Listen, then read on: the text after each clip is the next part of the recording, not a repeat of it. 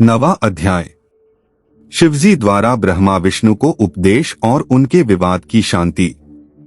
ब्रह्मा जी बोले, विष्णु की स्तुति से प्रसन्न होकर महेश्वर प्रकट हुए। उनके 5 मुख 3 नेत्र थे। उनके ललाट पर चंद्रमा और सिर पर जटा विराजमान थी। वे गौरवर्ण विशाल नेत्रों वाले, सर्वांग भस्म से लिपटे, 10 भुजाओं वाले, नीलकंठ सब भूषणों से भूषित, सर्वांग सुंदर थे और मस्तक पर भस्म का त्रिपुंड लगाए हुए थे।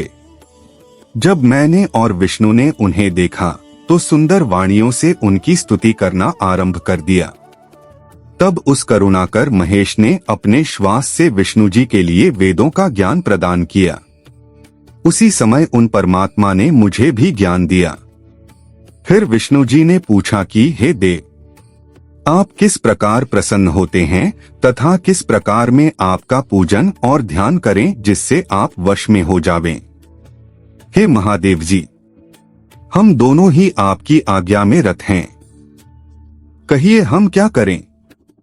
हे शंकर जी, हमें सदा आज्ञा देते रहिए।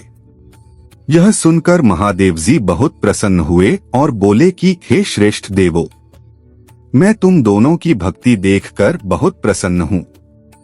किसी बात की चिंता न करना। मेरा लिंग सदा पूज्य और ध्यान करने योग्य है। इस समय जैसा दिखाई देता है वैसा ही करना योग्य है। जैसे मैं इस समय लिंग रूप से पूजित हुआ और तुम लोगों का दुख दूर हुआ, उसी प्रकार दुखी प्राणी मुझे लिंग रूप से पूजकर अपना दुख दूर कर सकते हैं। कैसा भी दुख हो मेरे लिंग पूजन से नाश होगा। मैं अनेक प्रकार के फलों और सब मनोरथों का देने वाला हूँ। तुम दोनों ही मेरे दाएं बाएं अंग से उत्पन्न हुए हो। ब्रह्मा दाएं से और तुम बाएं से उत्पन्न हुए हो। मैं तुम दोनों पर प्रसन्न हूँ। अब तुम मेरी पार्थिव मूर्ति बनाकर मेरी सेवा करो।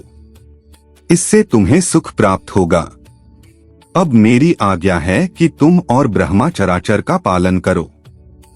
ऐसा कह उन प्रभु ने हमें अपनी पूजा का वह शुभ विधान बता दिया जिसके द्वारा पूजित होने पर शिवजी अनेक प्रकार के फलों को देते हैं।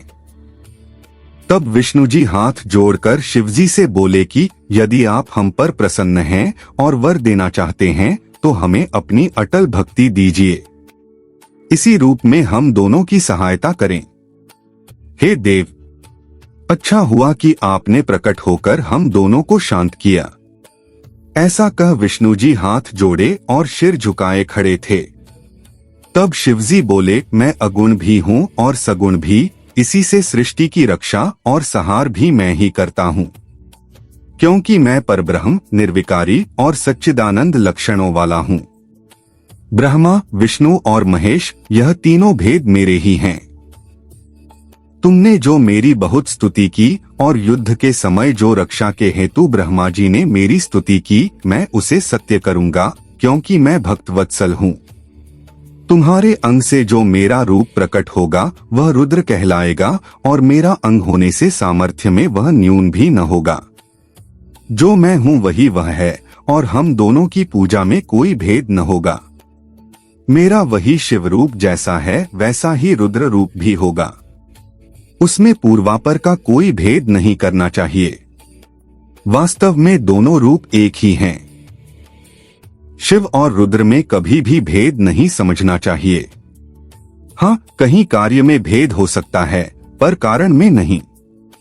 यही तो क्या मैं, आप, ब्रह्मा और रुद्र सब एक ही हैं। इसमें जो भेद मानेगा उसको बंधन होगा। हे ब्राह्मण, अब मैं एक और गुप्त बात कहता हूँ, सुनो। तुम दोनों प्रकृति से उत्पन्न हुए हो, किंतु यह रुद्र प्रकृति से नहीं उत्पन्न हुए हैं।